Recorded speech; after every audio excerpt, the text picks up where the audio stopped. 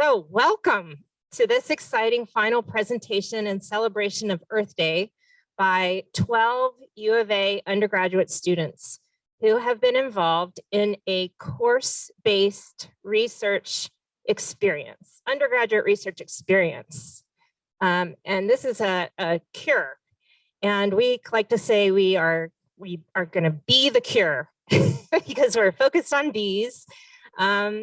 And basically a cure can be focused on anything, but there are a couple things that it really has to be, and that has to be undergraduates that are doing authentic research within the context of a formal class, and that has some broad relevance. So if we're just doing something that only we care about, it's not really a cure. The really important thing is that somebody outside of our classroom cares about what we're doing. So that's one of the essential ingredients of a successful cure, and we think we have a good one here. So our audience, our broader audience, the most immediate one, are the members of the Arizona Sonora Desert Museum bee team. They've been collecting native bees in around Tucson for, I'm not sure how many years, 4 or 5 years now. And maybe more, six, oh my gosh. And they have 4 locations around Tucson where they set pan traps, and they are looking and monitoring our native bees to see if they're really healthy and not having troubles like we know the honeybees having. So one of our collecting places is Las Milpitas. And we love this place so much because it is like one of the most healthiest organic farms right here in Tucson, close to us. And we've done a lot of collecting there ourselves as a class, as well as one of the Desert Museum's long-term sites. So the Desert Museum crew, who are all here, I think most of them are here, have amassed over 20,000 specimens of native bees. And their team includes some very good bee identifiers. Bees are hard to identify.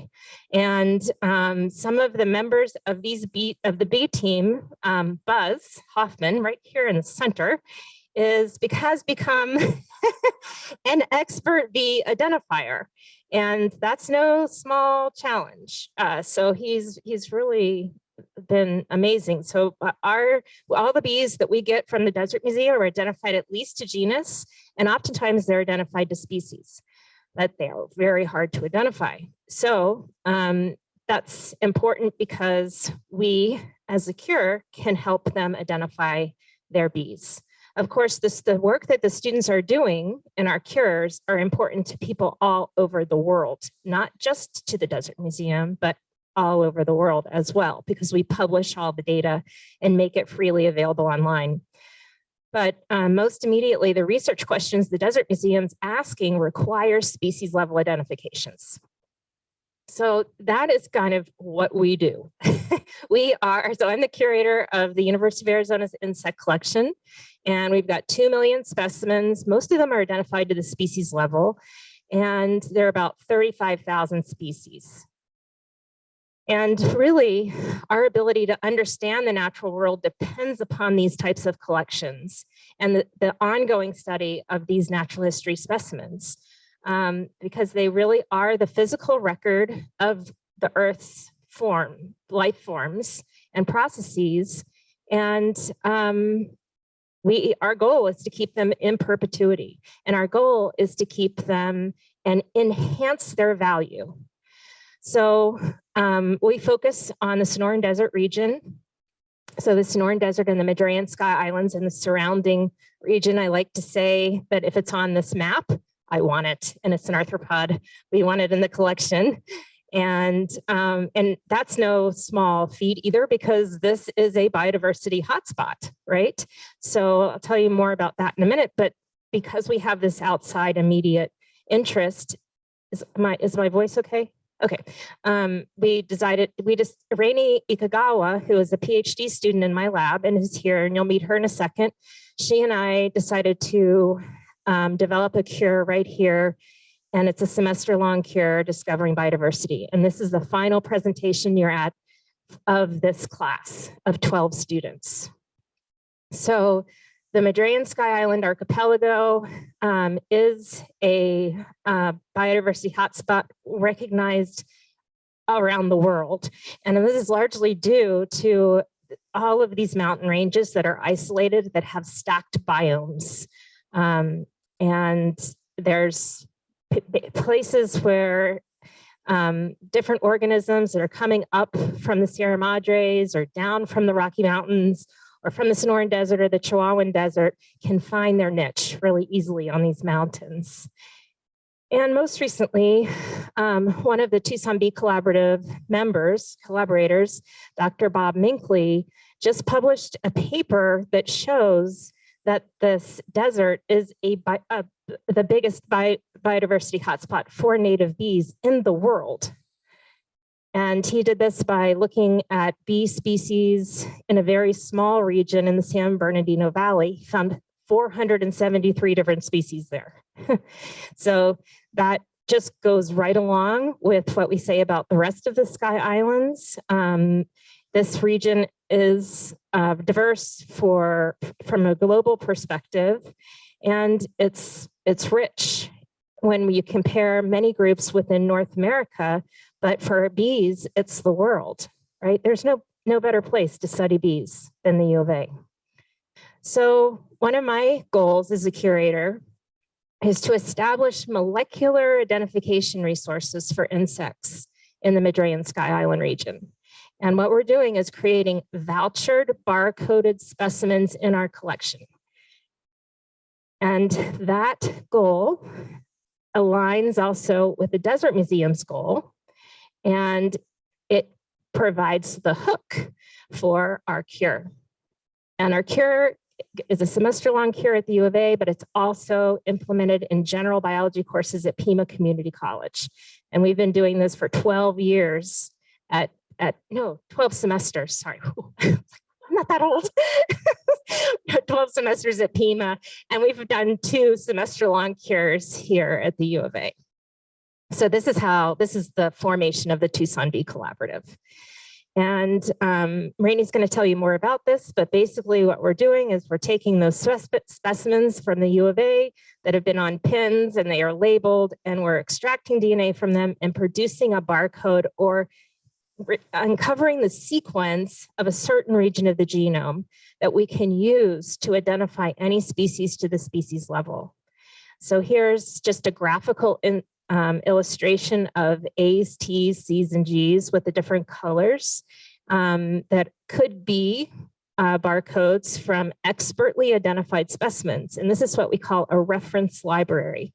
These are barcodes that are tied to bees that experts have identified to the species level. Once they're published, we can take an unknown and compare the barcode from that unknown to the expertly identified specimen and get a match. And we can identify unknowns in this very easy, relatively easy way. Although there are a lot of skills the students are learning that they can apply to other jobs, other directions in their life in the process of doing this. So yes, so you get a match and it's 100%, you can pretty much take it to the bank that it is that species. It's not always that easy, but it really is. If you think about being like years and years and years, or being Buzz Hoffman and trying to learn these dichotomous keys and identify these things, like looking at citation patterns, it's all relative. And what I'm not poo-pooing what the students have done, it's amazing, but it's like the future, right? So we're also recognized as a vertically integrated project within the U of A, and that's a little separate from the cure, but the cure is sort of our shining star as part of that vertical integrated project. So we have other undergraduates working with us in the collection, as well as graduate students and other faculty members and community members that are working together toward our goal of creating a voucher specimen that is barcoded for I want every insect, you know, because I don't think small usually. But so far we're here. So 12 general biology courses. I call it a surprise cure because it's embedded within a general biology course, a PIMA. The PIMA students don't know they're in for a cure. It's just like, surprise, here you go. You're going to do this. And it's reached so many students that way. You know, it's like a 5-week experience. Rainey and I have taught this class for 2 years, and including the 12 students that are here today, we've mentored 29 students in the context of the cure. And then the Tucson Bee Collaborative's vertically integrated projects has even reached more. So it's just a start. This is our project on the Barcode of Life data system. This is a database that holds all of the sequences that the students publish. And you can see the growth over time of the number of specimens that we've barcoded in the U of A collection. And it's really grown in recent years. So we now have over 1,500 barcoded specimens in the collection. So that's enough of me. I want to leave you a transition and introduce Rainey Ikagawa, who I told you is a PhD student in my lab. She's actually doesn't research bees. She researches bombardier beetles. And but she's a really, really great educator and a really great co-instructor of this course. So Rainey, you want to take it away?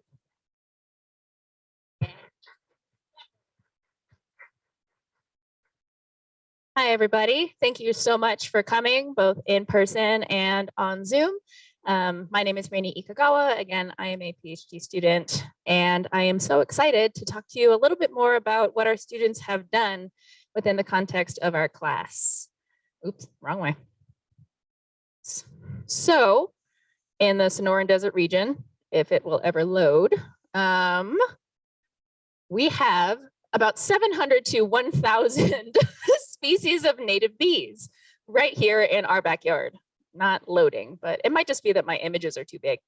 Yeah, okay. So this semester, out of those 700 to 1,000 species, our students focused on the bee family Megachelidae, and these are known as the leaf cutter bees, the mason bees, resin bees, and more.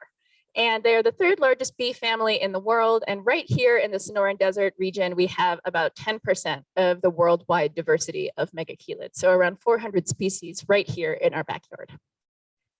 And I can't resist talking about bees without talking about Bruce Talbert, who is an amazing photographer with the Tucson Bee Collaborative, who takes these incredible images of bee faces. So this is a megachelid, this is a megachile species, and it's just gorgeous. It's gorgeous. So the problem that we're addressing is that we need bees. They're really important for our ecosystems. They're important pollinators. And in many cases, we don't even know their names. And that's a big problem. So the importance of a species name is that it ties a research specimen or a bee that you find in the wild to the body of knowledge around it.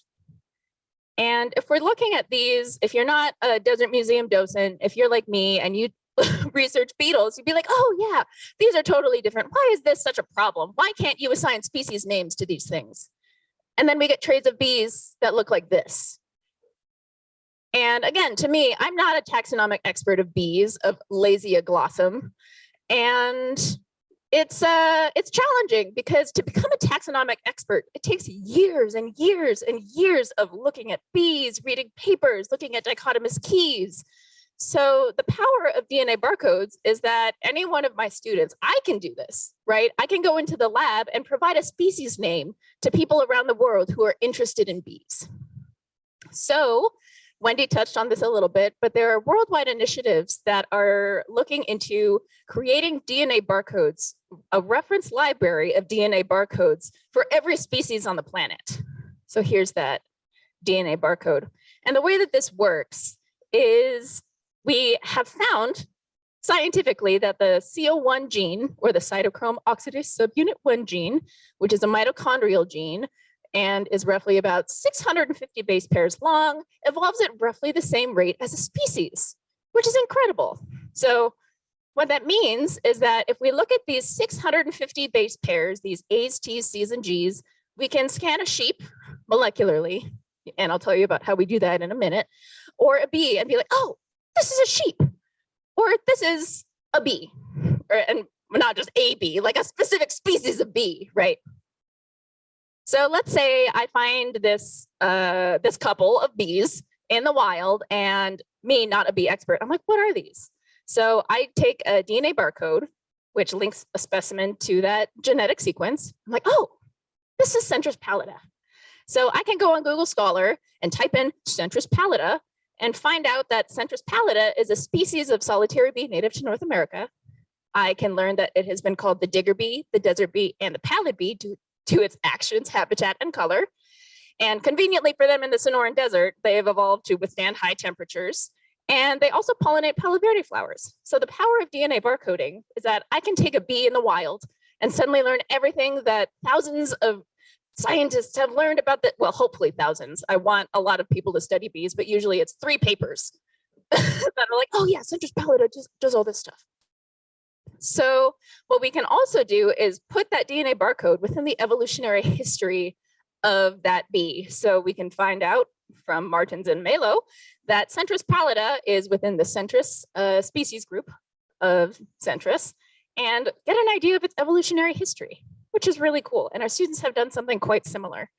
So in all of their presentations, they will also present their results, their DNA barcodes, within the context of the evolutionary history of these bees. So looking at the relationships. And they'll probably look something like this, but with species names, not Megachelidae 1 through 5. And they will also be displayed with UAIC voucher specimens. So specimens in red are literally in Forbes right over there with among those 2 million. We will have specimens that were barcoded by PCC students this semester. Remember, we're part of a collaborative, we're part of a larger scientific community. And then we also have specimens in bold that are vouchered elsewhere, but also those that are from the Arizona Sonoran Desert region. So just keep an eye out for that. So, yes, I wish I knew what I was talking about next. Wouldn't that be nice? Loading. Okay, so this is sort of the biodiversity pipeline that we're following in these cures. And so the Desert Museum kindly has taken care of the field work and the curation for us. So all of those 20,000 specimens, they collected, sometimes in their very own backyards, and pinned every single one of them. And then after doing all of these hours of work, they shuttle them over to us, and our students take care of the rest. So first, they isolate DNA from the bee. So usually from a leg, we have to isolate these DNA molecules, right, from individual cells. So they're housed in the nucleus, the mitochondria. So we have to get rid of all that cellular junk. So after we do that and we have our isolated DNA molecules, they make millions of copies of that CO1 gene using the magic of chemistry and temperatures, right? So then once we have millions of copies of that CO1 gene, our DNA barcode, we send our PCR products off to a sequencing facility that then sends us back the DNA sequence. So they send us back the A's, T's, C's, and G's that make up a species. And where our students come in is if you see up here, these arrows, sometimes the computer doesn't know what to do with these A's, T's, C's, and G's. So our students will look at them and be like, oh, actually, that's a T, or actually, that's a G. And finally, and this cannot be discounted because this is, in my opinion, one of the most important parts of science is sharing your results. And they're going to do that right now. And again, I just want to say that I'm so proud of my students. They are taking skills that they've learned throughout this class. They learned how to pipette. They are learning critical thinking skills, all of that stuff. So with that, I would like to introduce our teams. So we have Team Osmia, Team Ashmediella, Team Stellus, Team Hoplitis, Team Coelioxys, and Team Dianthidium. And these are all named after the bees that they have been studying this semester. So with that,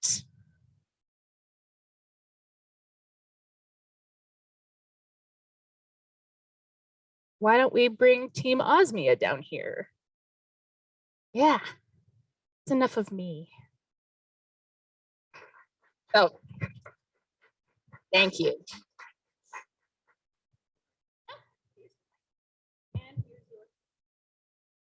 Hello. Yes, I am Team Osmia. My name is Una, as we will see. Yes. My partner unfortunately can't be here today. She's taking care of her young daughter, so I'll just be presenting by myself, but this was a collaborative.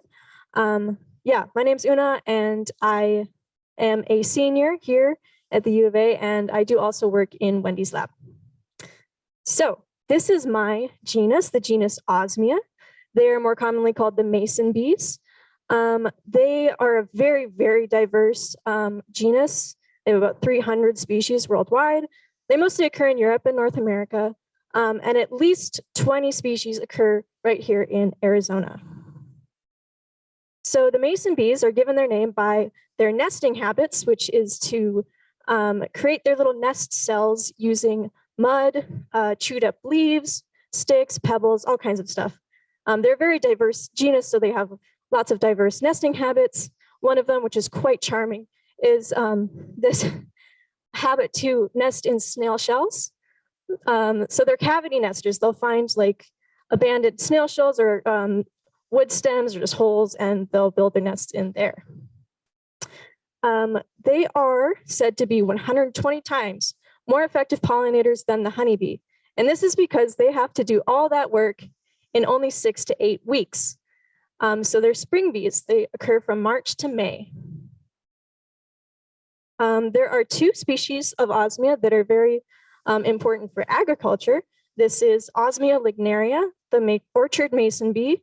They have a very wide distribution all over North America, and they're used to pollinate cherries and almonds. And they will actually be, you can buy these online, right? And they can be shipped to your farm. And then there's also Osmia ribiflorus, which is called the blueberry bee because they pollinate blueberries. And they're more restricted to Western North America. And here in the Southwest, they actually pollinate our native plant, manzanita, which has a very similar flower to the blueberry. This is a picture of ribiflorus on manzanita. They're such a diverse genus. They have really diverse host plant interactions. This is, if I listed every single flower they pollinated, it would take the entire presentation. So here's just some examples.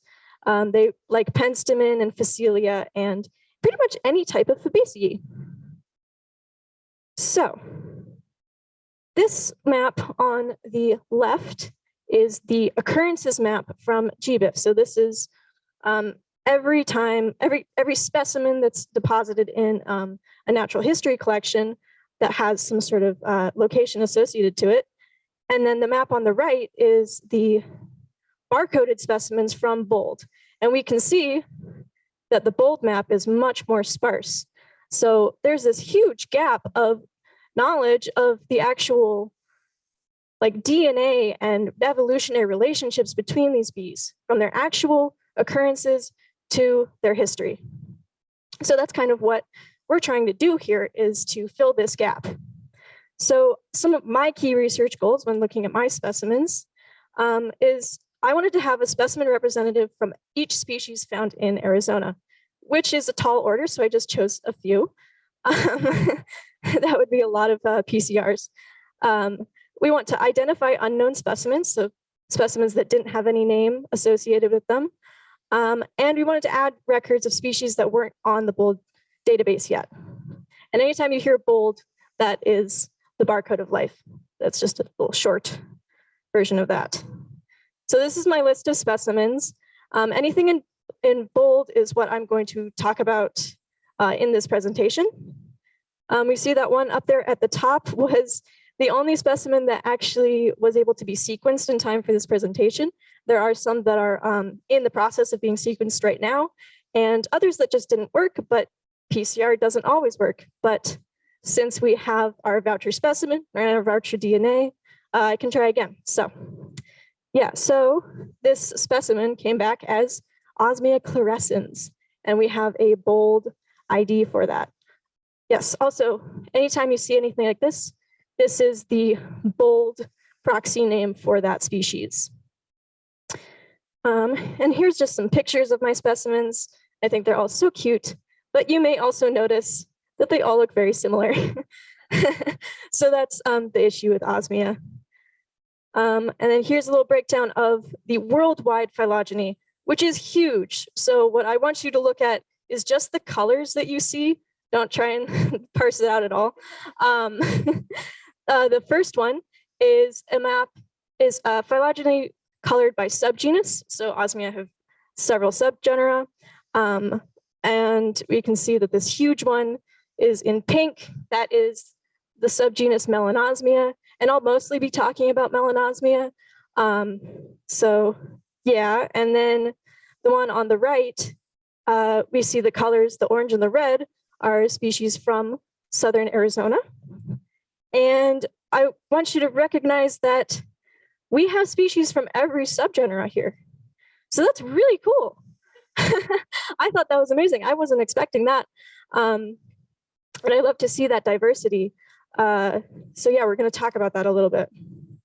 So here's the three species that were not in the UIC barcode collection, but they are in bold. And that's an Osmia texana, very lovely, gigantic blue bee. If you ever see one, they're really cool. So here's our Osmia ribiflorus and Osmia lignaria.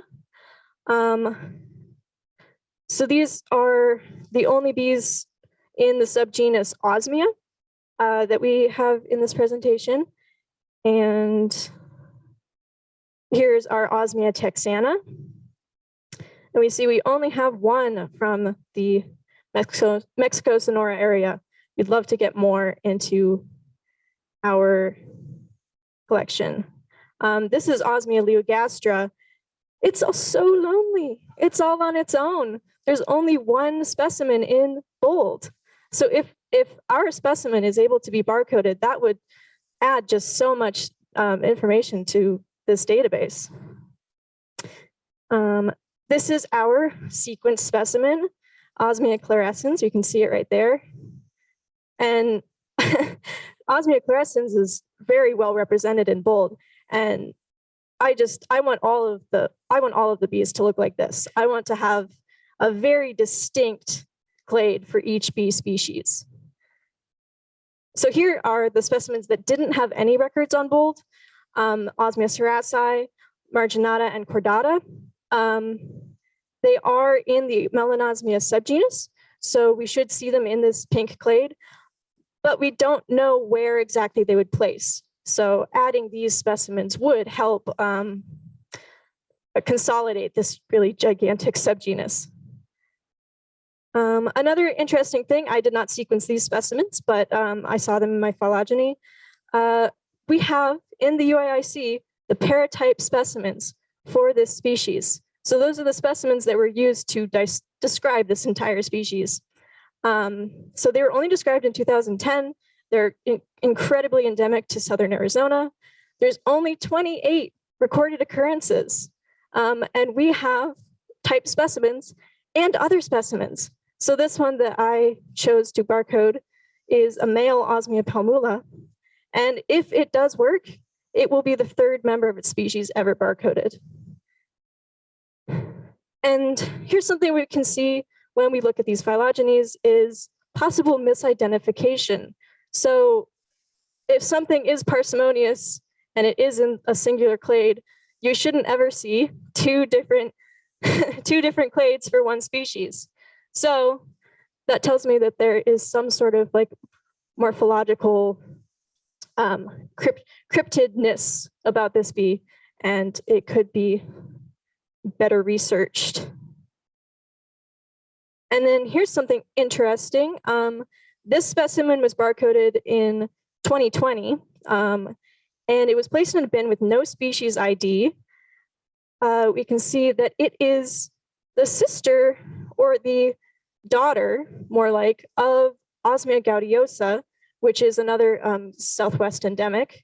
And we can see from this little branch here that our specimen appears to be possibly a subspecies of Osmia gaudiosa, but they don't have a described subspecies yet. So if we were able to find more members of these two species, consolidating this would be really incredible. So what are the next steps that I would like to see for Southwest Osmia? We have these incredible endemic species like Osmia foxi and Osmia palmula, but we don't really have a lot of information about them. We have our occurrence records and any floral associations that would be attached to specimens, but that's about it. I would love to see ecological studies of these bees in their natural environment, see how they're nesting, what they're living, see what they're harvesting for their nest is. Yeah. And then this is kind of like the flow that I want to see in the future. We have the specimens, we have the ability to barcode. Let's like attach that to their ecology and let's really understand why and how they're diverse and why they're so important for our environment. There's so many of them out there that it's a big job, but they're so charming. So thank you.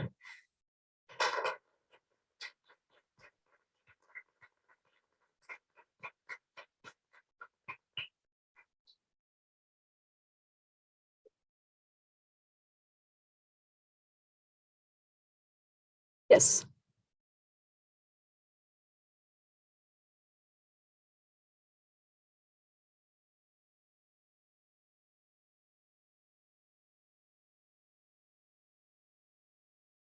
Yes.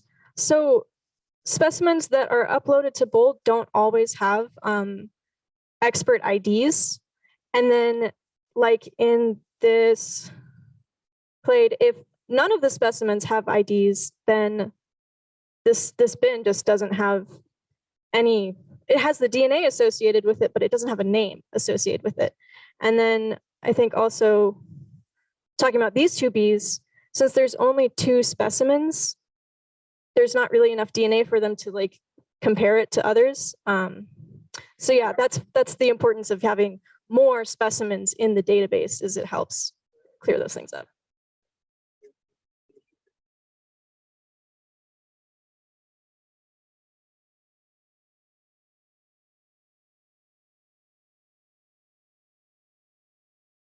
I wouldn't necessarily know, but we can see if the DNA sequences are clean enough, then those relationships between them and their neighbors are very distinct.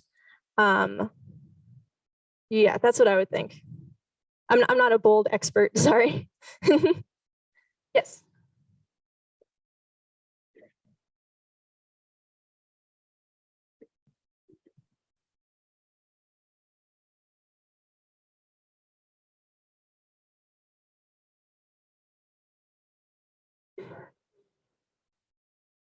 Mm-hmm.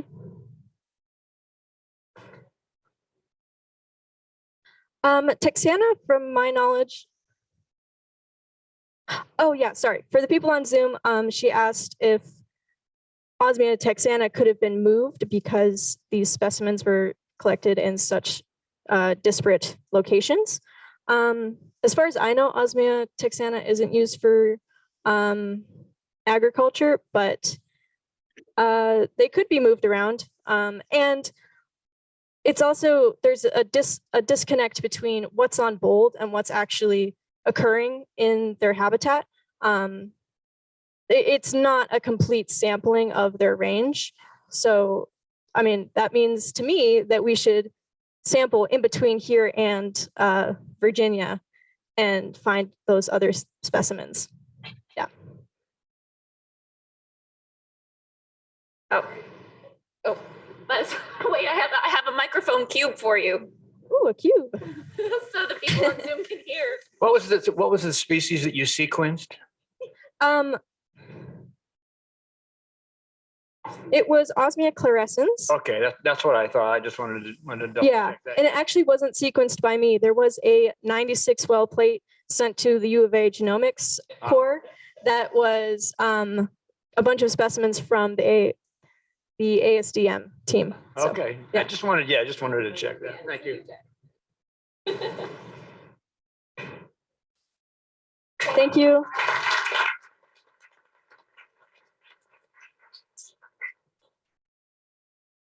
I'm trying to find the end. There we go.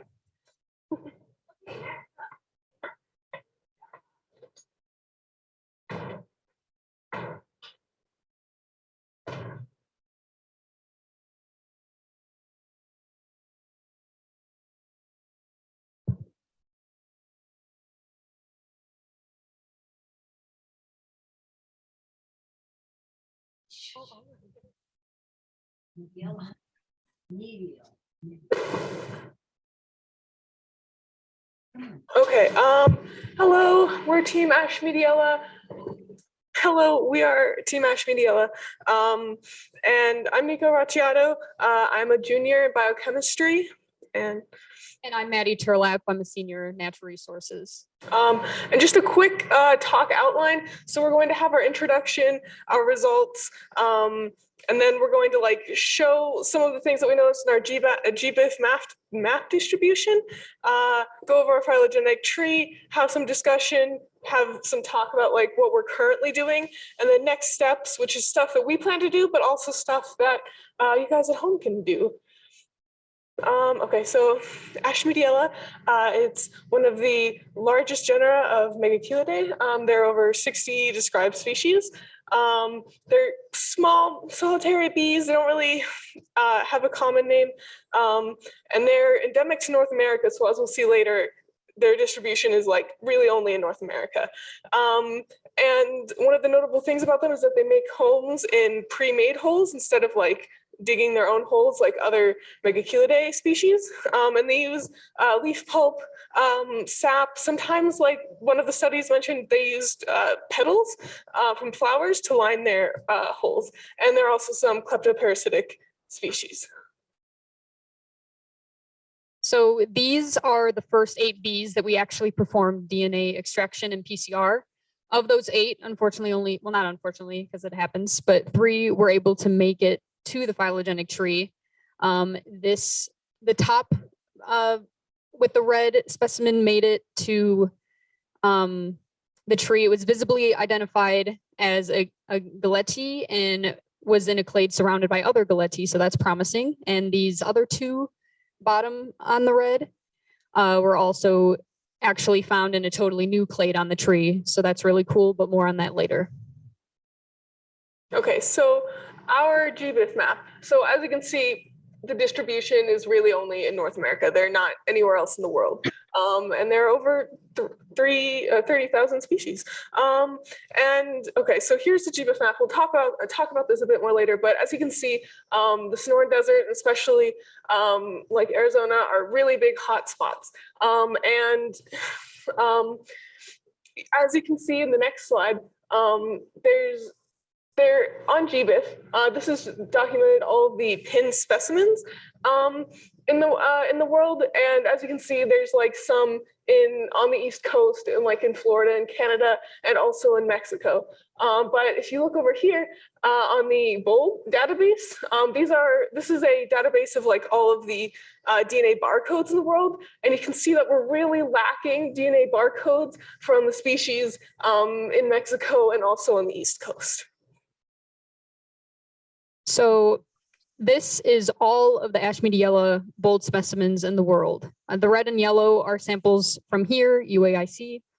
There are a couple as high as Canada, and the rest are kind of in the southwest states surrounding Arizona, like California, New Mexico, Texas. As you can see from all the red and yellow, over half of the specimens on bold are from Arizona. So Arizona really is a hot spot. And then the local phylogeny. So this is the local phylogenetic tree. It's a little hard to see, but we will highlight the some important parts in later slides. We had to arrange it to fit on the slide. So the black specimens are specimens in bold. The red are ones in the collection here, and the orange are the samples from our recent sequencing.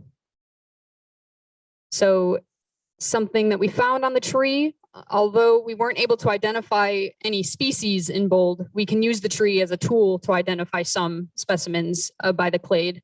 So as I said earlier, this top sample that you see, the yellow, is surrounded by other Cactorum.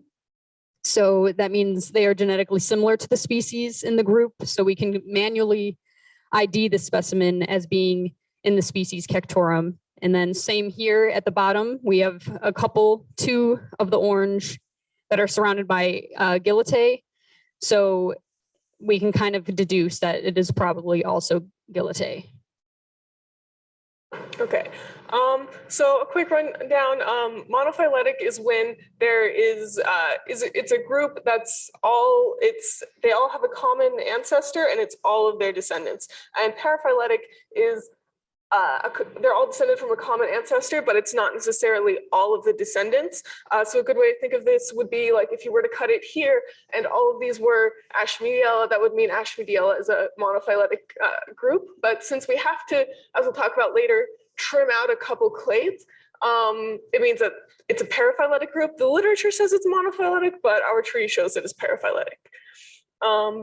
So the two exceptions, so we have some Hoplittus, which we believe is misidentified just because Hoplittus and Osmia and Ashmediella are all very similar looking, and it's in a group of Ossifitalis, which makes it seem like it was probably misidentified. However, the Osmia is probably there because it's a sister group, and there might not be enough genetic difference between the CO1 gene between Osmia and Ashmediella in this. Okay, and one of the coolest things is that we have new discoveries. So there are new clades and clades unique to the Sonoran Desert, specifically the UAIC. So as you can see, like not only is like almost half of our tree specimens from here, there are entire clades that are only our specimens. So that's really, really cool. Okay, there are also some clades that at the beginning we didn't have, we have specimens of them, but no barcode, especially this Buchanus.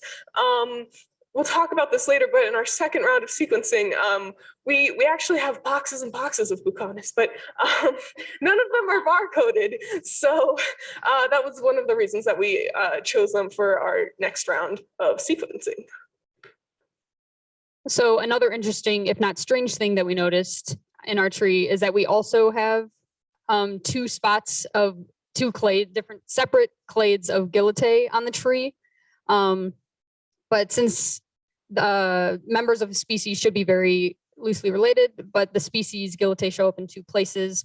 When looking into these species of the clade to try to figure out what was up, the lower image, so one of the groups was from samples that were not public and were ID'd by possibly less credible sources than the top clade. But so from this, we trust the identification of the top clade a little more, just from the credibility of who identified it. But definitely re-examining these in the future could be important because one group may be misidentified and might be a new species. And then some current work we are doing, we did barcode 8 more specimens, but we're still waiting on the results. So yeah, we did choose, only 2 of the species that we chose were actually in bold, including the Buchanus that Nico mentioned. The other 6 we chose because of, like, we chose 1 from 6 species, and each of those 6 species were not in the tree at all. So we wanted to choose it so that we can potentially expand the amount of species that are actually listed in the tree. Okay, so conclusion, why does this matter? So as we'll talk about later, native bees are important pollinators for a lot of native plants, as well as for agriculture. And to document biodiversity and how climate change is affecting biodiversity, we have to actually know what bees are out there, and we don't. And so as was talked about earlier, we're doing this barcoding to create phylogenetic trees from organisms that are like otherwise very morphologically similar. Also, a lot of our specimens are from Arizona, with some from our most recent batch were from Mexico, which will help fill up this like the gap in the BOLD database, which is very important because they're different populations, so they probably have very different genetic, there's a lot more of genetic biodiversity there that we need to work on. Yeah, so just to reiterate, Ashmeadiella specifically are very important because of the plants that they pollinate, especially here. These are native bees that pollinate a lot of the native plants here in Arizona, including many cacti. Some are generalists, so they collect pollen from many different flowers, and then some are specialists, which only collects pollen from one type of flower. So here's just a collage of some of the Arizona plants that are pollinated by Ashmeadiella. We got some prickly pear, rainbow hedgehog, cactus, barrel cactus, palo verde, mesquite, desert sage. I could go on. But yeah, native Ashmeadiella pollinate a lot of these Arizona desert plants and therefore help the ecosystem thrive. And then some next steps, we just need more research. There are so many specimens in UAIC that do not have barcodes, and barcodes really only exist for bees from hotspots. So as we said, some of the East and Mexican areas specimens need to be barcoded. So temperature shifts due to climate change are likely to impact native bees. Lack of data on native bees makes it difficult to monitor species decline and distributional trends. Having data on ranges, phenology, suitable host plants, and fly periods can make it easier to evaluate and gain potential legal protections. So yes, agriculture is big too. Pollinator-dependent food crops are benefited by high biodiversity of pollinators, not just quantity. There's just so much more we don't know about Ashmeadiella, even some literary discrepancies, and maybe finding more substantial methods of integrating Ashmeadiella bees into agriculture could be something in the future. And then something people or all of you can do is have pollinator gardens, having a diversity of plants, blooms all year, lots of small gardens, and piles of wood, stems, rocks for potential nesting spots can be beneficial, especially for Ashmeadiella bees.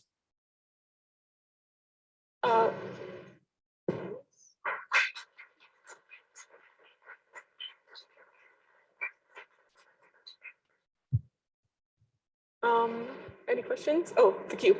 Thank you. Questions? Yes, I am bringing the cube. It's so much fun. Can't you just throw it? Oh, I trust you. I don't trust me. Yeah, earlier in your presentation, I saw the number 30,000 flash by for a number of species. Is what? Specimens. Okay, that's where I missed the connection. Thank you.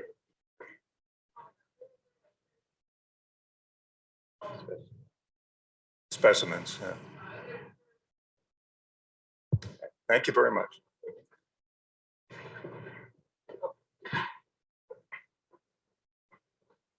I remember there was a species called Ashmeadiella guillotini. Is that referring to, is that in reference, is that derived from guillotine?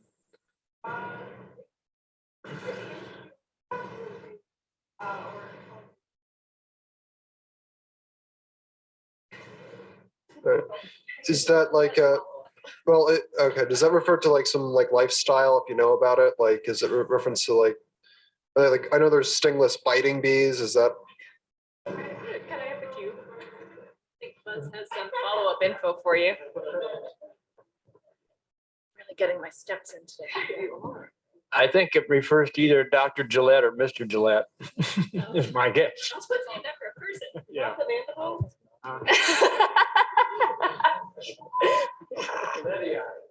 Oh, cool. Today I learned. Any more questions? All right. Thank you, Ashmeadiella.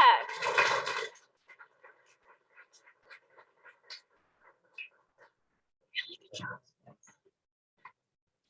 Do you guys want the cube too, or do you want to? All right. More cube.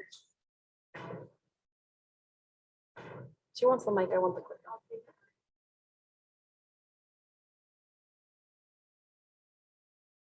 Okay, we are Team Stellus. My name is Maddie. I'm a senior studying ecology and evolutionary biology. And I'm Isabel, a junior majoring in conservation biology. And here is our outline for our presentation. Okay, so a bit of an introduction. So our genus name is Stellus. The common name are cuckoo carder bees or dark bees. They originated from Europe, North Africa, and the Middle East, but have spread pretty globally. And there are 124 described species. And so our genus are kleptoparasitic, which if you are unfamiliar with that, it means that instead of provisioning for her own egg, a Stelis bee will go and steal the nest of another egg, of another megahelid that's already been provisioned for. And there's a couple ways Stelis have been known to do that. The first is by finding a closed nest and breaking it apart and often killing the host egg and then rebuilding the nest around her own egg. And the second is to find an open nest and evading the host of that nest and laying her egg in that. And often that doesn't result in the death of the host egg, but as the larvae emerge, the Stelis larvae have these huge sickle-shaped mandibles, and they just kill the host larvae and steal whatever pollens that's been provisioned for. And so our genus does not pollinate anymore, so they've lost the pollen-carrying structures on their legs, and they are active during February to September with a peak in June due to the warmer weather. And then why should we care about Stelis? Why should we be barcoding them? So this is a very understudied genus, and they have no complete molecular phylogeny, and they're hard to identify morphologically. They're very cryptic. A lot of them look alike. A lot of them mimic hornets, like this one with the yellow and black stripes. And they also parasitize potential agricultural species like Osmium hoplitis, as Una was talking about. So as humans, we should care about Osmium hoplitis because they pollinate crops we want, like blueberries and almonds. And so learning the nesting behaviors and how their defenses against these kleptoparasites can teach us a lot about Osmium hoplitis and can just teach us better agricultural practices and how to help these species and genuses thrive agriculturally. These are distribution maps of our genus Stelis. The distribution is mostly in the northern hemisphere in areas of North America and Europe. Hotspots in North America include the Sonoran Desert, the Chihuahuan Desert, the Mojave Desert, and the Great Basin Desert. Hotspots around the world are Germany and France. So the top map shows occurrences across the Northern Hemisphere, and the bottom map shows where these bees have been barcoded. As you can see, there are big gaps in our barcoding map in the Midwest and East Coast of the US and in deserty areas of Europe. Similarities in the distribution of these bees is that they prefer the whole Arctic region, which includes northern North America, Eurasia, and even northern Africa.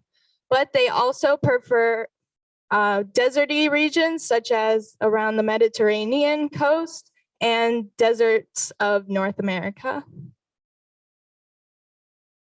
Okay, so for our results, we actually only got one bee barcoded because we did a lot of work for other genuses, but we love our one bee. It is UAIC 1138-826. And this is from the Bob Minkley collection collected down in the San Bernardino Valley. And it got identified as Stelis purpulchra. And that bottom thing is the bold bin ID, so we always have a record of where it is online now. This is the phylogenetic tree of our genus. Red are specimens in the University of Arizona insect collection. Orange are from warm deserts, and black are specimens that have been barcoded and are now in bold. Both the genus and species are monophyletic, which has been explained, but it just means that they share one common ancestor, and that common ancestor is not shared with another group. So if you were to cut off this branch from the tree, they would all share one common ancestor. The one species we have barcoded, Stelis purpulchra, is in a monophyletic species clade. And Stelis bees look similar and are harder to identify. And this is shown on the tree with the orange specimens. And now we will look closer at different parts of the tree. Each clade shown on the tree is from a different region. The one on top, Stelis natsudal, is from Southern Europe, like Italy and Croatia. The middle bees here have been collected from regions across North America, like Canada and Oregon. And the bottom section has Stelis elongation bees from Mexico and the southern states of the US. And based on this information, there might be subspecies that we haven't been able to differentiate, and more work can be done to fill these gaps. Okay, so a bit of a closer look at our individual species on the monophyletic tree. So that red star is indicating our actual UAIC 1138-826. And it's in a monophyletic group, as she said. And that top one is just identified as a megachelid. So it is most likely a Stelis purpulchra, and we could help further identify that if we reach out to wherever that voucher species specimen is. And then the green and purple stars are indicating the most related clades to our species. So that green one is Stelis cristalis, and both of those specimens are from the East Coast. And then the purple one is Stelis rudbeckerium, which is actually in the UAC and was collected in Arizona. So it's kind of interesting to see the distribution across the North America, even though they are closely related on that tree. And then the last Stelis we have in the UAIC is that bottom red line. And we have this beautiful picture by Charles Melton of it on a flower. And then we thought this was pretty interesting on the phylogeny as well. So that purple, that blue star is Stelis elongivitris, which is a clade found, which specimens are all from the Sonoran Desert. And then that red one is Stelis permacultata, which is a clade that was, all the specimens were found in Canada. So even though they're closely related on the tree, they have a pretty wide distribution. So it'd be interesting to look at why that is. And past that, they have some pretty distinct morphological differences. So Stelis permacultata looks like it has larger mandibles, a longer thorax, and a shorter abdomen. So it'd be interesting to do more research to see if there were environmental factors that cause these morphological differences. And just in general, there needs to be more research and more specimens in this tree to help figure out how related these guys actually are. The species in orange is from Arizona, but it is closely related to specimens found all over North America, like Canada and even Oregon, such as these 4 species shown here. The different colored stars show how closely related they are to the orange specimen, with purple being the closest relative and red being the furthest. Despite how closely related they are very different morphologically, as you can tell. So more molecular work is needed to find out if they truly are related as they seem, and if there are other species not included in the phylogeny. So here's our current work. These are some of the bees that we are currently working on barcoding. Since these bees are very cryptic, there's not a lot of data on them. So every unknown species needs to be identified and studied. These are from the Bob Minkley collection and are not yet in the UAIC. And they also have not been identified to the species level, even though they were collected in Arizona and Mexico. We picked species from Arizona and Mexico to widen our barcoding map and to fill in gaps in our Stelis knowledge. We also included male and female specimens because of sexual dimorphism, which means that the male and female may look very different, but they are in fact from the same species. Okay, so our research can help us expand the scientific knowledge about insect relationships, both with plants, because our genus no longer pollinates, but they have still been observed collecting nectar from plant species their host visits, as well as kleptoparasitic and host relationships, and finding out what adaptations they both have had over time to be able to outcompete one another. It also just gives some more general insight on kleptoparasitic bees because they've developed chemical signaling and they've grown these large mandibles over time to help be actual parasites to these nests. So it's interesting to learn more about them. As well as that, parasite population sizes are a good indication of host population sizes. So learning more about these parasites can give us a lot of information about the hosts and the health of the hosts. These are some of our next steps. We want to continue to identify unknowns to fill the gaps in our phylogenetic tree. We also would like to barcode more Stelis in areas that haven't been barcoded yet to expand our knowledge of this genus. And we want to research more to learn why there are less Stelis in the Southern Hemisphere, even though they do like warm deserty areas, which are in places like sub-Saharan Africa and Australia. There are cryptic species in the Midwestern US and Northern Europe that are undersampled, and we can perform more studies to fill the gaps in our knowledge of Stelis in general. Thank you for listening to our presentation. Any questions?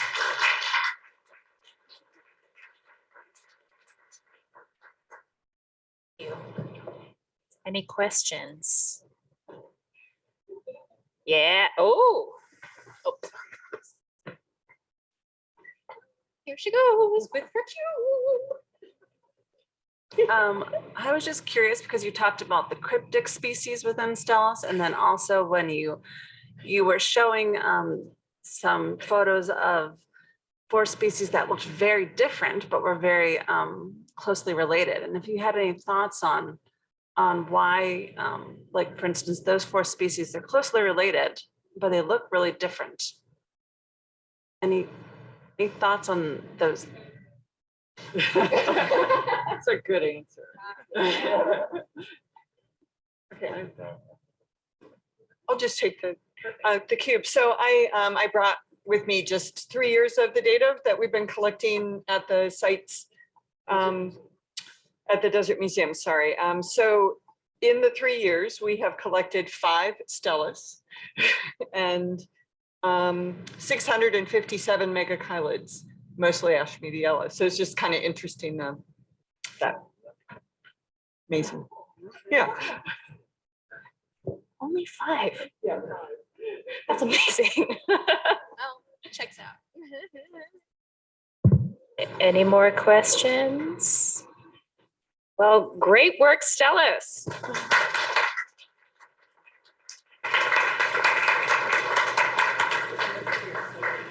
Right. Which one of you wants the cube? For I microphone? love this. Can I have the, or is that down there?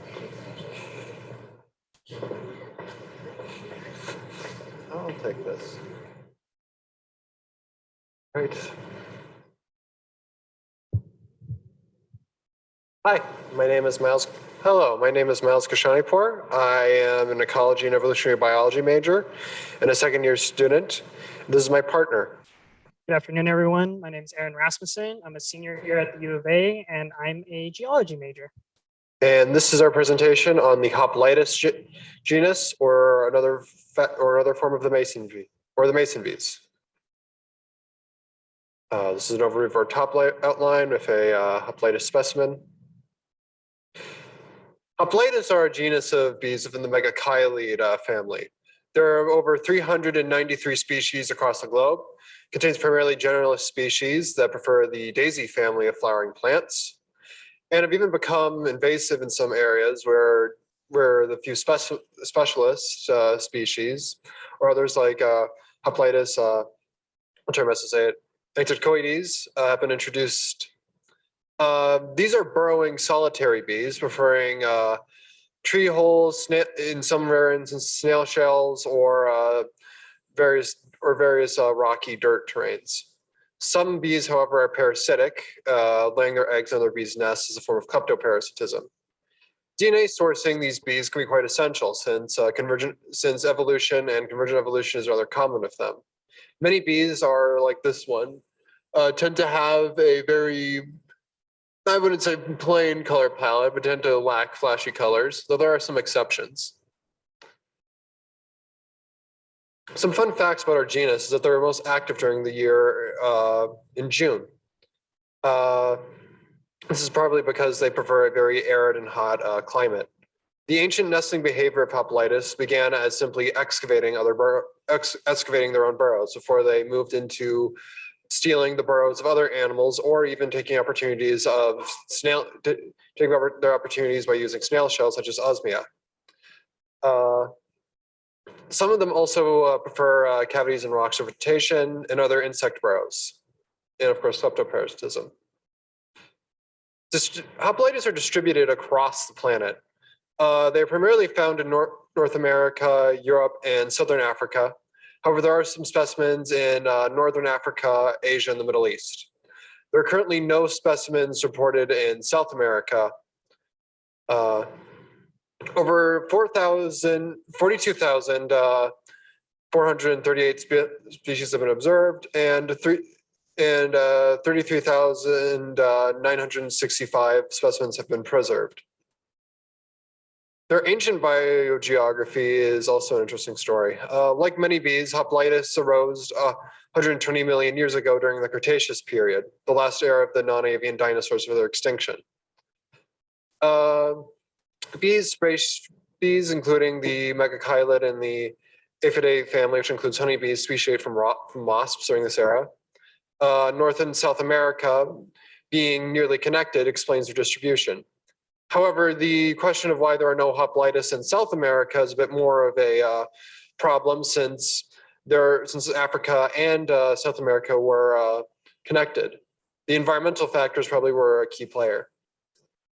One of the reasons why not in South America is because of the overall temperate.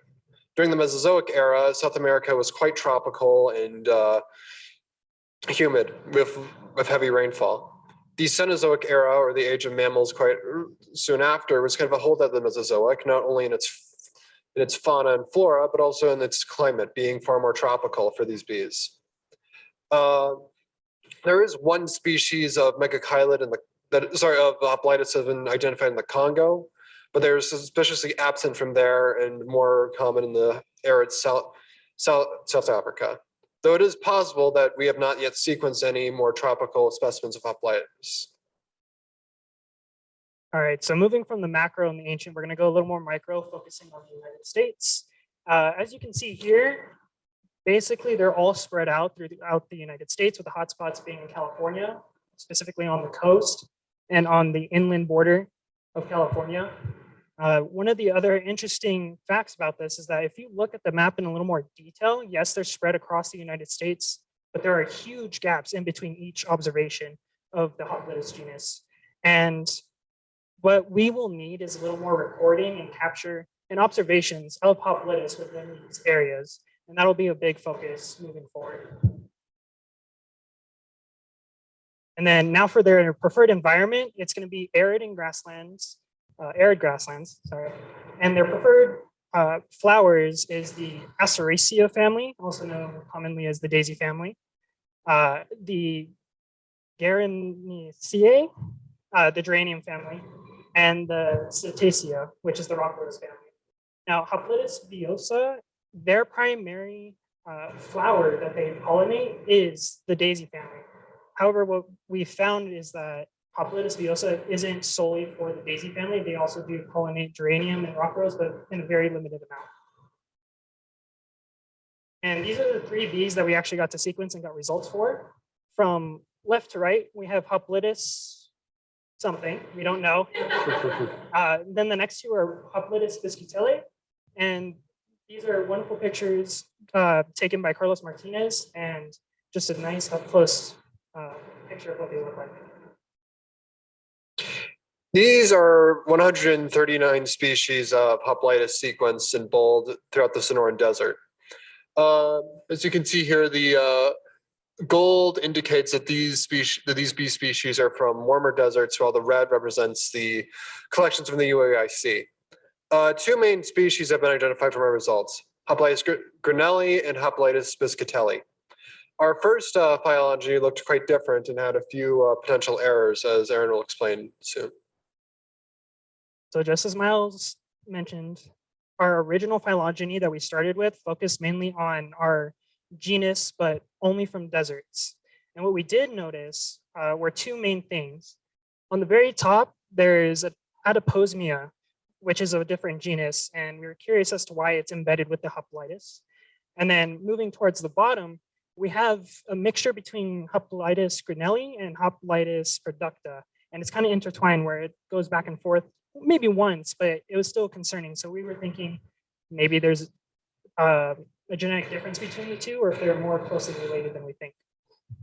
So for our next steps for our second round of sequencing, we would focus on adding Hoplites deserticola, also sequencing other Adiposmia just to clarify that area, and just to make sure if it's a misidentification or if they're actually embedded within Hoplites, as well as going for the opposite sex of what we've already sequenced, just to show any sexual dimorphism, which has been mentioned before. And then as well as adding more Granelli and Producta just to flesh out that area.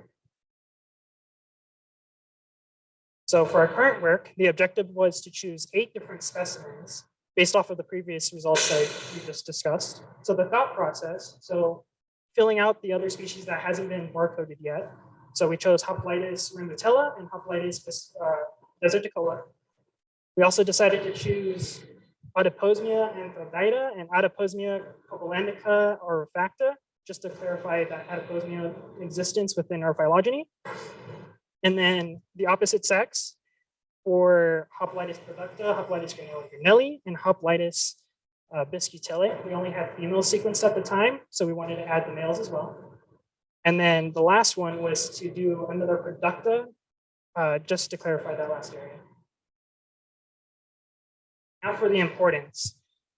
The sequencing in general is important to show how diverse the lifestyles of bees can be. Some live in excavated burrows of other arthropods or shells, like we've mentioned before. And also some parasitize other bee nests. And this also helps clarify the history of bees, specifically solitary bees, and shows the difference between morphology versus genetics. So the morphology is more on the paleontological side of the science, focusing more on what they look like, more so than if they're actually genetically related. And genetics is what we focused on. So future research is important to show how closely related and how accurate morphology is with genetics. And who is this relevant to? Specifically entomologists and us in this class, but broadly, a little bit of everyone, but biologists, geneticists, paleontologists, farmers, and general population, because as we know, bees pollinate all flowers for the most part. And without bees, there is no life spread, and no bees, no life. But why Hoplites specifically? We don't know yet, and that's why this is important. Because if we can't show the importance of each individual genus of bees, aside from the honeybees, then we don't know what the grand scale of things are going to happen if they go extinct. Going off of like our future work, some other things that could be specified on is that many species specimens have been collected but not have been sequenced. Hoplites is also surprisingly overrepresented in North America and Europe for a bee like this, and not having much range in Asia or the Near East. Another thing that could be sequenced is determining each sex, since sexual dimorphism can seem like there's more differences between a species than there really are. Convergent evolution is also an issue. If two different species resemble each other, they can be mistaken without sequencing. Potential research in Asia and Southern Africa to try to specify how many species of bees that they actually have there would be good to know the biodiversity of this genus. Understanding the preferred environment and to see how they might be affected by things such as climate change would also be preferred. This could also help with comparing phylogeny to paleontological research. That's our presentation. Thank you very much. Thank you.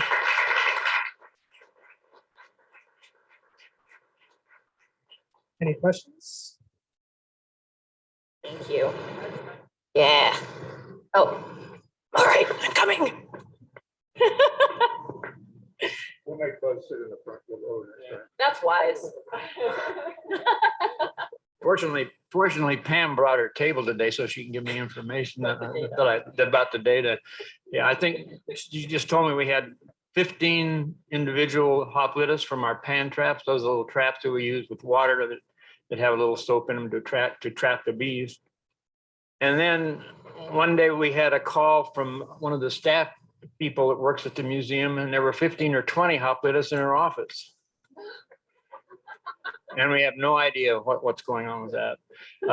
So far, I think we've only seen two species so far, Granelli and Biscutelle. Those are the two that we've seen. But anyway, and I also wanted to make an observation about osmia that's interesting. We had very few osmia collected in our pan traps. We started doing some hand collecting so we could hopefully increase the diversity of bees that we're seeing. And last year we got a small number, but just last week one of our collectors collected 15 or 20 of them. And so it just emphasizes the importance of collecting over a period of time and also collecting and using different methods to collect the bees. Yeah, so 20 in the 3 years of sampling across the 3 sites, and then Yeah. this, yeah. And I think Chlorescens is the only one that there might be one other one, but Chlorescens is the one we've seen. That's so cool. More questions? At the very least, you get to hold the cube. It's a lot of fun. Yeah, exactly. The talking cube. Should we talk about our feelings? About how much we love bees? Awesome. Great work, Hoplitis. All right, Coelioxys. Who wants the cube? Our second to last group, Coelioxys, and then Dianthidium's going to bring us home. Wants the cube. It's so much fun. Want to hold the remote? Yeah. Ooh. Hello, I am Madeline Cahill. I am a senior at the U of A, and my major is in ecology and evolutionary biology. Hi, I'm Nick Tomarsico. I am actually a freshman and my major is anthropology. All right, so our species is Coelioxys. The nickname is the leaf-cutting cuckoo bees or sharp-tailed bees. They are brood parasites. Their hosts are Megachelidae, Apidae, and Centris. They are not pollinators. They are actually kleptoparasitic. And there's about 500 described species, 10 subgenera native to North America. They're most active between June and September. You wanna, and then that's just a picture comparing two different species. So that's Osmia. And you can see that the osmia is a lot hairier than the Coelioxys, and that's because the osmia are pollinators and the Coelioxys are not. That's one of their morphological features, is that they are hairless and they have these pointy abdomens. Because they are brood parasites, they use these abdomens to pierce the walls of the nests of their hosts and lay their eggs. So Coelioxys are important. A lot of people hear the word parasite, especially like parasites of pollinators, which we love pollinators, and they're like, oh, we got to get rid of them. But no, parasites are our friends. They're balancing factors in ecosystems. So they can be population control. So if one of the Coelioxys species went extinct and their host might be out of control and it might negatively affect other pollinators. Also, parasite health is an important indicator of host species health and diversity. So if you see a healthy population of Coelioxys, you can assume that their host is also doing well, because there's no way that they could be doing well without a healthy host population. And if you see a wide range of Coelioxys in an area, you can assume that there's also a wide range of hosts that they have been parasitizing on. Also, DNA research is super important because Coelioxys morphology does not differ greatly from species to species.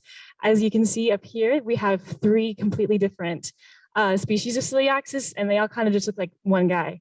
So it's really important that we have this DNA research so we can identify them.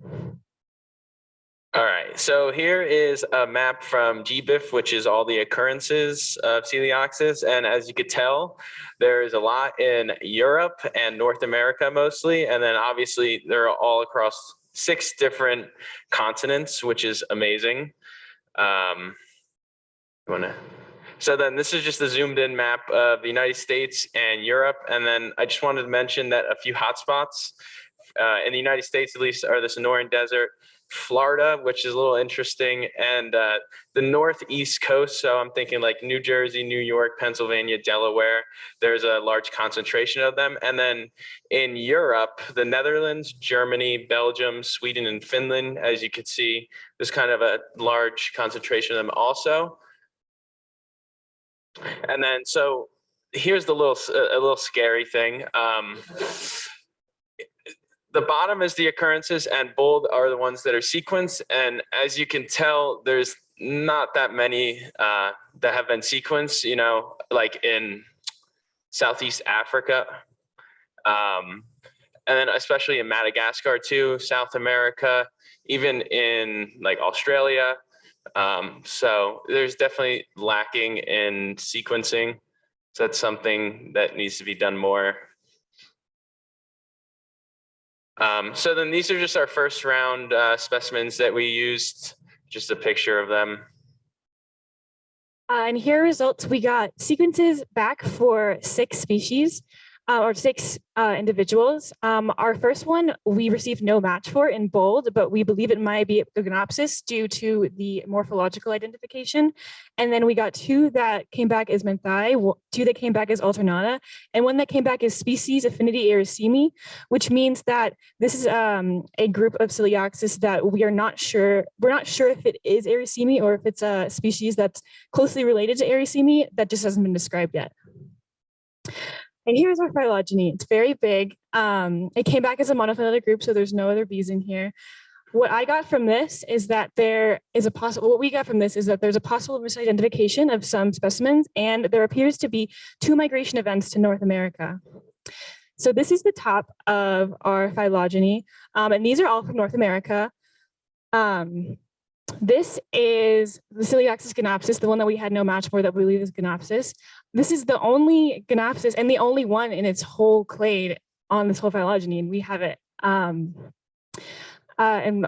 We believe that this is a gnopsis because it was morphologically identified as a gnopsis, and as you can see up at the top on bold, it was placed in a clade with another gnopsis species. So this could be a gnopsis or it could also be a undescribed subspecies.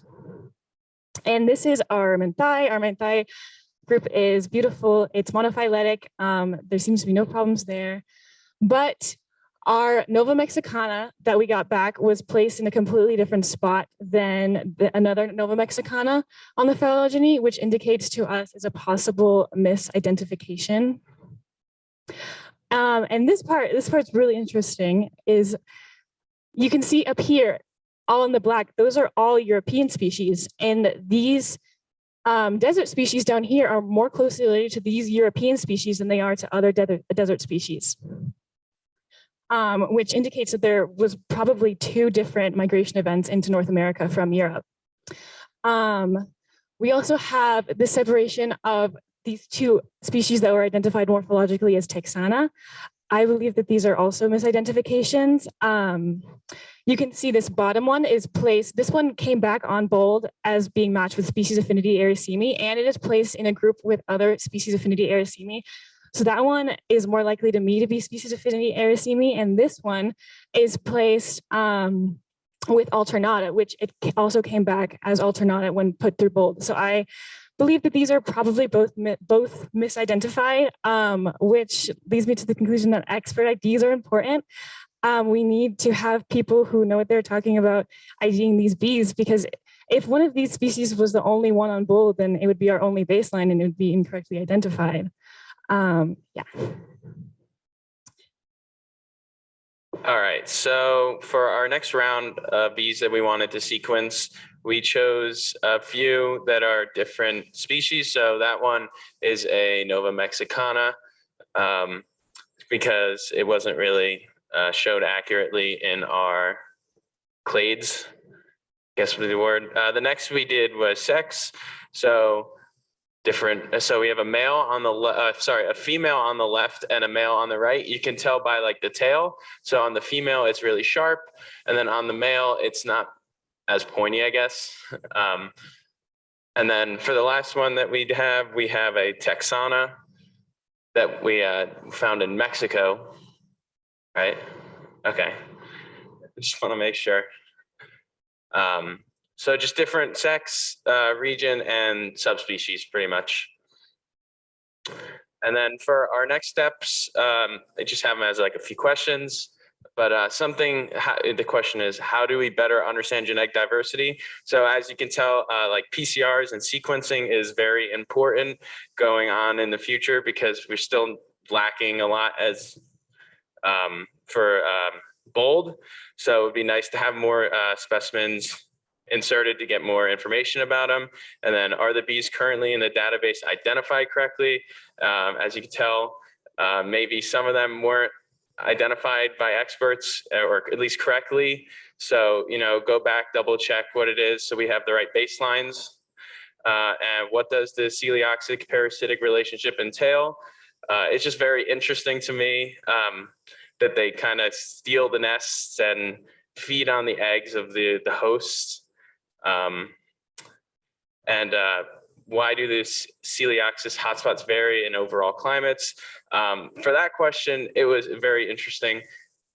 So the Sonoran Desert is a hotspot in North America, which is obviously, as you know, dry and hot and a desert. And then Florida was also kind of had a large concentration, which is interesting because it is the exact opposite climate. And unfortunately, I spent hours trying to figure out why, and I couldn't.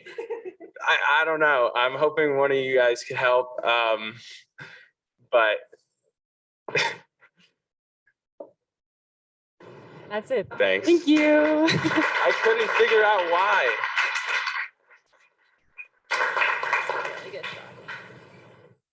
Questions for Team Celiaxis? You have a fun fact? Okay, Buzz next. Just another reason why, like, looking at why parasites are important. I read a paper that a researcher found Ashmeadiella nests by watching the parasites looking for nests. So because since they're in the ground or like hidden often, they were able to find due to the kleptoparasites. That's so cool. Lead them right to them. All right, Buzz.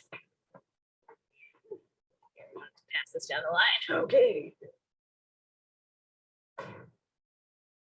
Coeliaxis is another bee that doesn't seem to go to pan traps. We zero, Yeah, we right? got none, not one. But we do collect them when we hand collect. When we started doing that, we started seeing some on various plants. Also, I wanted to know if the bees that were misidentified were mine. I didn't check, but I don't think they were. I have a feeling. Yeah, it's always challenging because we're working with the whole range of genera. So each group has a whole different set of characters, and it's a whole new literature, and it's a whole new experience. So it's not surprising that there might be some misidentification, but I like to know what they are so I can correct it and go back and check them out.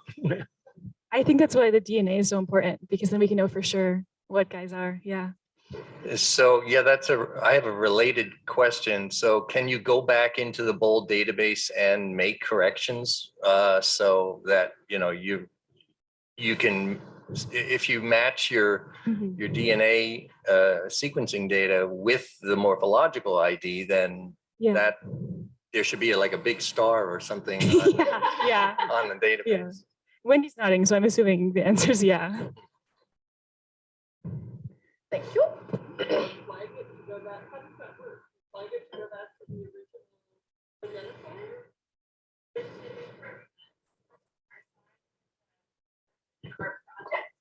go in and make those changes easily. If it's a flower. No.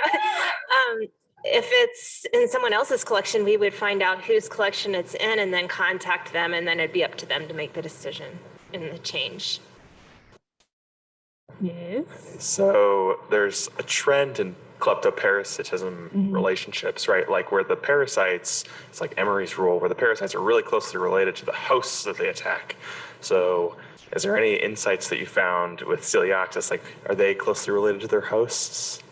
No, that was another thing that I feel like would be great to put on the next questions, is that there hasn't been any like sort of comparison between celiaxis phylogenies and their host phylogeny. So I'm not sure, but yeah, that'd be cool to look into. Why do you think that your kleptoparasitic bees were not collected in the Arizona Sonora Desert Museum's pan traps? Well, they don't, they're pretty generalists in terms of collecting nectar, so they just might not have been attracted by the sort of colors that were being used for the pan traps, because they don't really, that's not really what they look for. They just like try and find things that give them nectar. They're looking for the nests, right? Yeah, and that too. They spend a lot of their time like kind of low to the ground, like looking for nests, possible nesting areas. Cool. One more.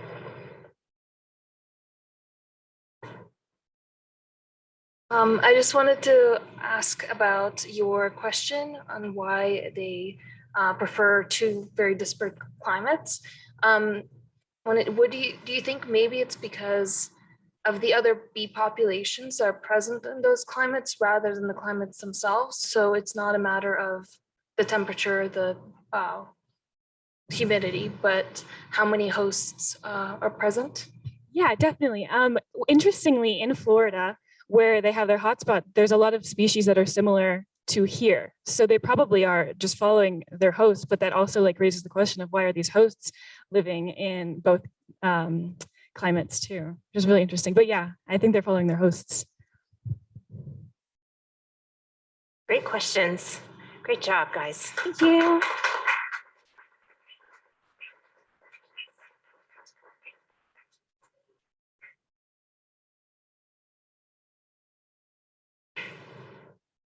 Okay, last team, Team Diantherium.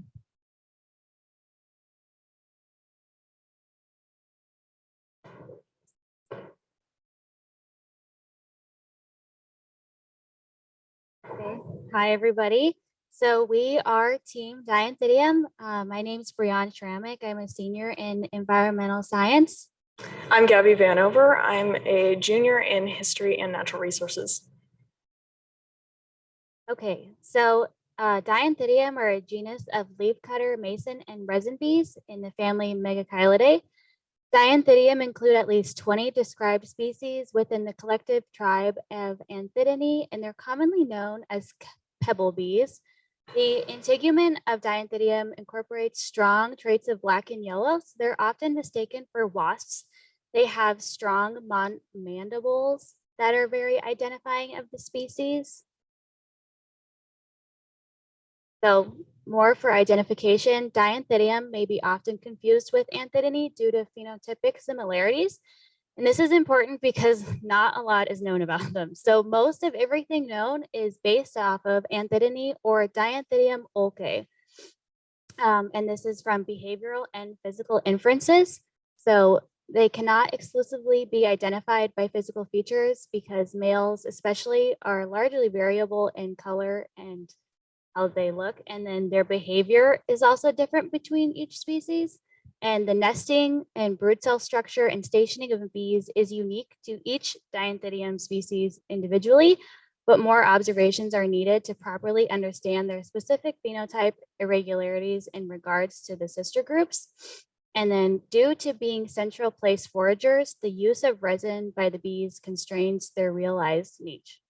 So this is important because Diantherium uses resin from different types of vegetation, including cedar wood, coniferous trees, or Asteraceae, which are in the daisy family. And we found that they are able to say that the bees have this vegetation within 30 meters of their nest. So it's pretty identifying that if you can find the vegetation, you're going to find these bees around it. So this is the nesting structure. On the left, we have a female Diantherium bringing materials back to the nest. And then on the right, we have one of the common nest structures. So they use pebbles, sand grains, or other natural materials. And then the resin is used as a waterproofing substrate. So the whole thing is protected from the environment. But due to the irregularity in Diantherium, this is the most common that we can read about, but they also are known to use abandoned cavities of other insects, make nests near the plant root, like near plant roots, and then also within sand dunes. What's particularly interesting about the resin that Diantherium uses is they will have this secretion that breaks down the resin and makes it a little more malleable for them to build these nests. As for the biogeography, it is a genus of bees in the family Megachilidae, but there are only 20 described species so far. And we have roughly 18 of them barcoded on bold.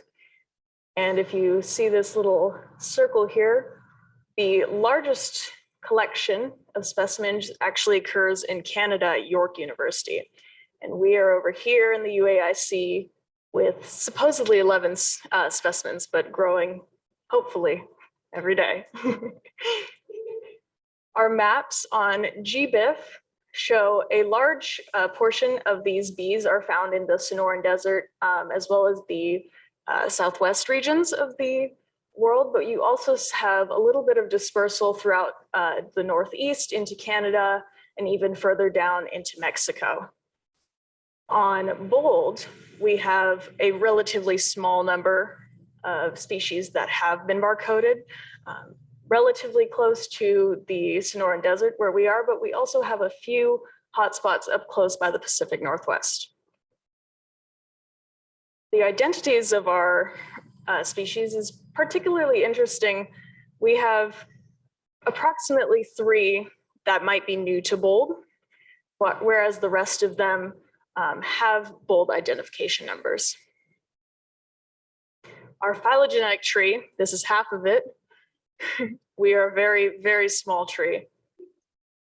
If you see this orange one here, it's part of the native species to Arizona, but we don't have a name for it yet. We need someone who's an expert in Dianthidium. As for this little clade here, we were able to use DNA barcoding to create that, and it was not previously part of our tree. All these blue samples were barcoded by students at Pima Community College. This one up here has no species name.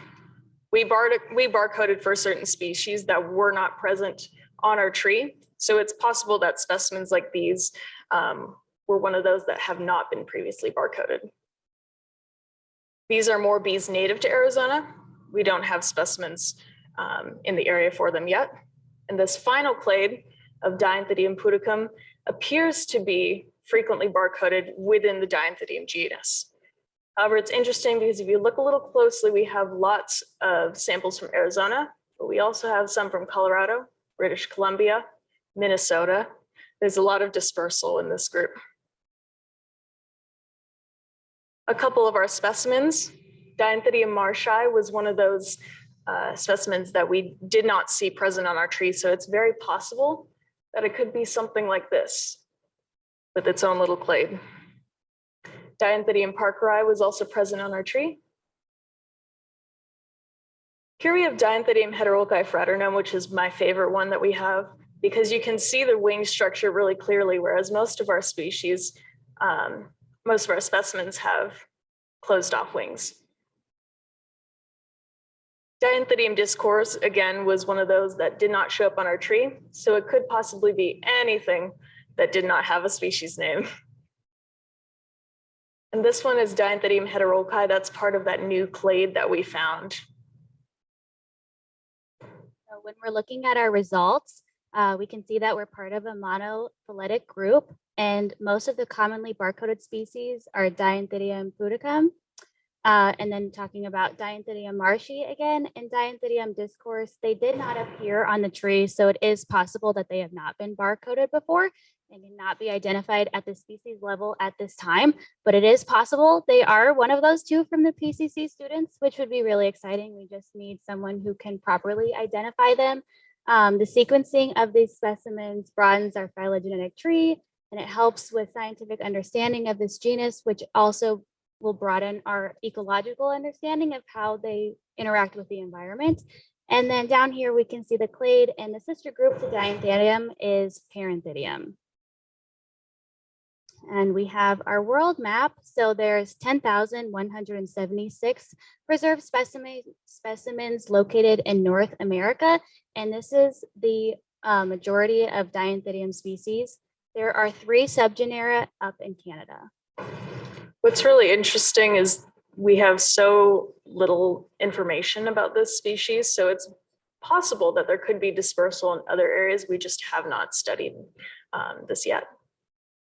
So Due to the restricted foraging ranges of Dianthidium and their close relationship to the vegetation that they use for their nests, there's a lot of future research and just big open space for anyone to make any kind of observations and link these things together. We do know that the family of Dianthidium contains approximately 28 to 30 species in 4 subgenera worldwide, 21 to 23 species in 3 subgenera within the US and Canada. They are polylectic, but they're often seen as on Asteraceae, which is part of the daisy family. And then they build their nest from scratch using petals glued together with plant resins in a grout-like way. They also have many different nest structures. They can build linear nests. They can build like just many different kinds of materials. And then they each, Dianthidium olcae per se, it's been shown that males and females have different behaviors within the nest. So they're stationed differently, and it's seen that males are more territorial of different areas of flowers and vegetation that's needed. So that's just more information that needs to be observed so we can kind of connect all of them together.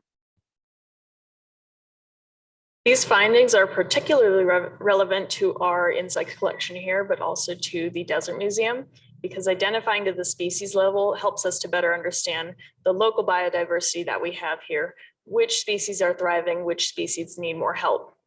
Understanding what pollinators that we have in this area helps us to understand the relationships between plants and pollinators, as well as to better prepare for changing environmental conditions. It's particularly important to do this here because we have community farms like Las Milpitas that focus on small community agriculture and being independent from monocropping and industrial agriculture, which is something we need to continue to focus on. And in the future, we're hoping to identify more of these specimens to the species level, especially within the insect collection here.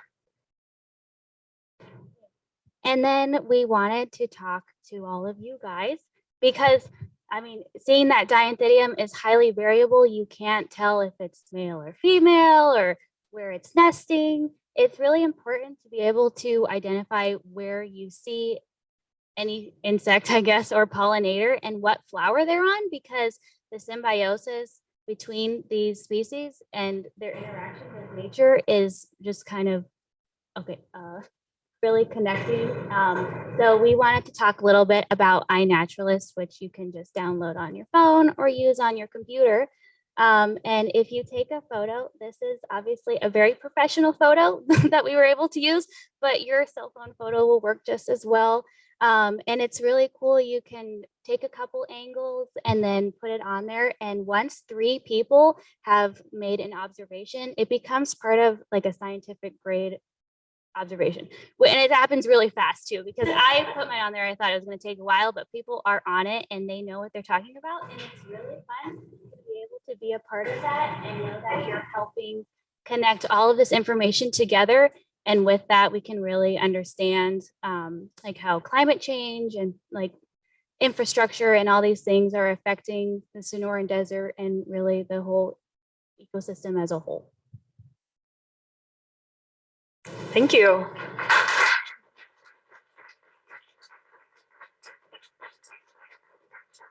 Any questions? Any questions? All right. Down the line again.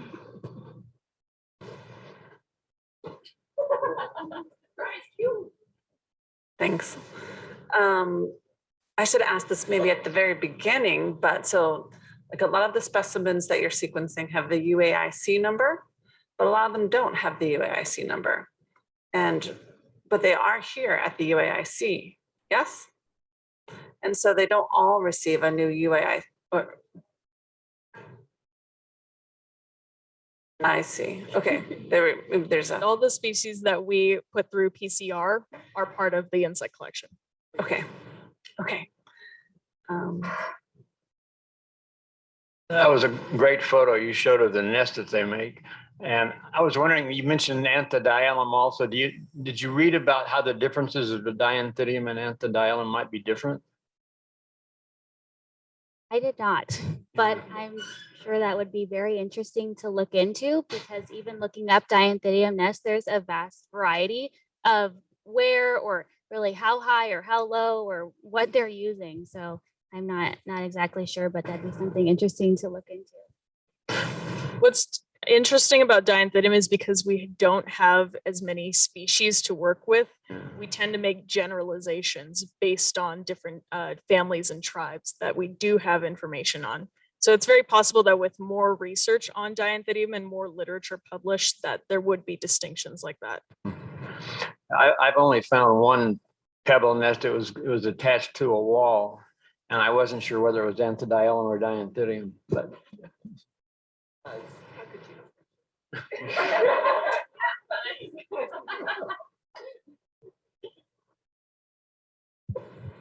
All right. Tanner had a question. I mean, we hate you. Yes. Well, I think this is such a cool group because they're not necessarily floral specialists, but maybe they're resin specialists. Do you know anything about that? Like maybe they're not specializing on pollinating flowers, but the nesting material they use. Okay, so what I did find was, so there are differences in using redwood resin, coniferous resin, and then the resin found from the flowers. I'm not sure why, or really, I don't know if it's really environmentally why they're picking that over other substrates, but I think that would be interesting to know more about because it is very variable. So I don't know. Do you have any? In terms of species and genera, you have Osmia or Hoplites, this genuses that pollinate much more than, say, Dianthidium. So there's definitely a possible link to specialization, say on a resin or a nest building species as opposed to a pollinating species. And then to add on to that, because of their connection with Megachilidae, they all have the scopa, which is the pollen hairs on the abdomen, which would make you think, looking at it physically, that it's a pollinator and that's its main job. But as we see here, it's not exactly what it's doing. So it's just a lot of new things to think about. Any other questions? Thank you.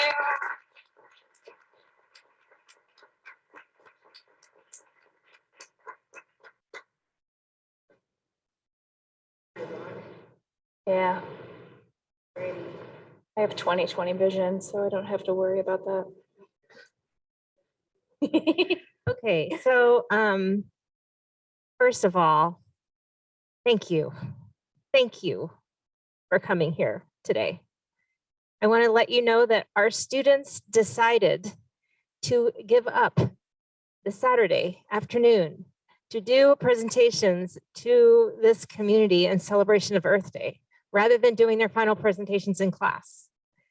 So it's really meaningful that we've got such a great audience who's here to support them. And I don't know, I know Rainey and I are like beaming with pride, but I really, really want to thank everyone in this audience for being here and on Zoom.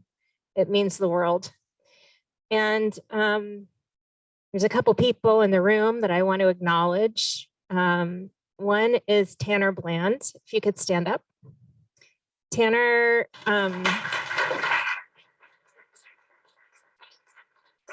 has been working, gosh, I've known Tanner since I don't know when, insect biology class. Fall 2019. 19. And ever since he's been working on, and he took the class the first time we offered it online. And then he fell in love with bees and never looked back. And so I'm really, really fortunate to have him with us, helping, even though he's graduated. So thank goodness for Tanner. Another one is Carlos Martinez. If you could stand up.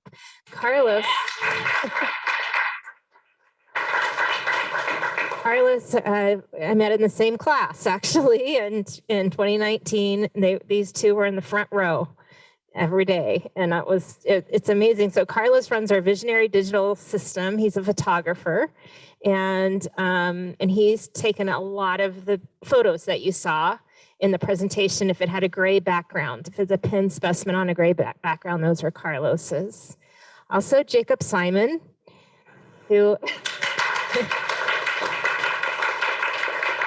these are all members of our vertically integrated project as well. And so, you know, it really does take a village to do something like this, and really appreciate the help. Ross Zimmerman could stand up too, actually. He's been an amazing help of this whole project for a long time, and I really, really appreciate it. Families and friends are, you can't underestimate the importance of community and family and friends. And I see a lot of support here for our students, and how fortunate we all are to not only have community engagement, but have some family representation online and in the room. So thank you so much. And the Desert Museum docents. And Kim, right? I don't know if you guys want to stand up, but 20,000 bees, 20,000 bees. Oh, 30,000 bees.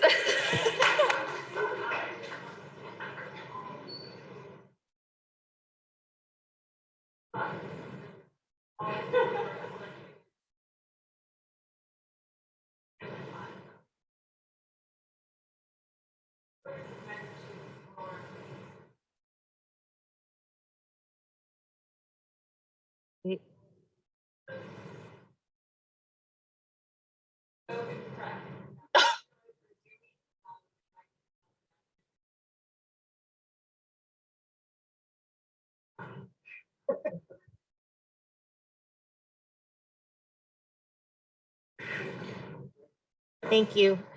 And we want to thank our funders and for much support. And also one more shout out for Las Malpitas, which is the place where it all comes together, right? It's like where the bees are pollinating the plants that have the food that makes it all come together for us. And with that, I'd also just like to thank the desert and Mother Earth and Earth Day for giving us this amazing biodiversity that we have to discover. And I'd be happy to answer any questions if you had any. It's been 2 hours, so I'm sure some of you are tired. If you have a little bit more in you, we want to take a class photo for sure. But I'd love to have a community photo with everyone who participated today. It would be really nice, families and friends, everybody. And we have Carlos, our photographer here, who's come prepared to do that. So if you have a little more time and can stick around, great. If not, totally understand. And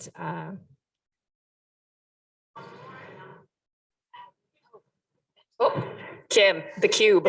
Kim, please. Let me cube.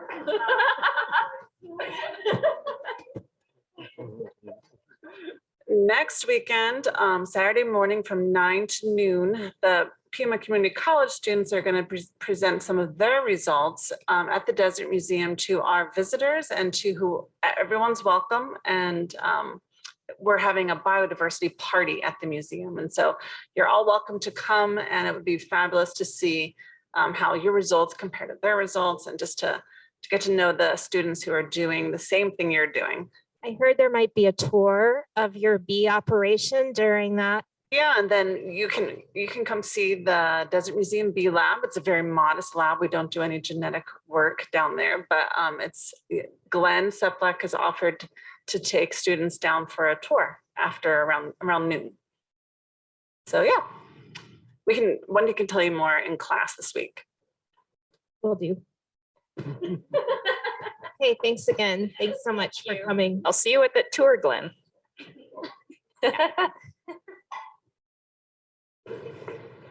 Oh, yeah, I guess. I can wander around with my cube. I just want to say to my students how incredibly proud I am of you. Like, I cannot imagine at the stage that you're at, talking to a room full of people, presenting your research. It's so lovely and articulate and excited. So I just want to say thank you for being such good students and making my life so full of happiness, and also making my life easier by being good at what you do. So thank you. Yeah. So yeah. With that, I think photo time. Yeah. Cool. Sorry, Zoom folks. You can't come, but bye, Mom. Bye, Dad.